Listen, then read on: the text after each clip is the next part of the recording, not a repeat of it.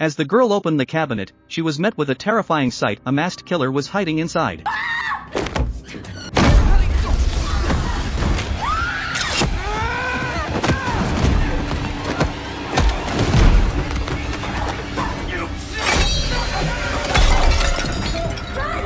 Mira bolted out of the room, slamming the door shut behind her. Thinking fast, she yanked off Mike's belt, looped the buckle around the doorknob, and tightly secured the other end to a nearby water pipe. That should keep the killer trapped inside. She finally let out a breath of relief until everything went horribly wrong.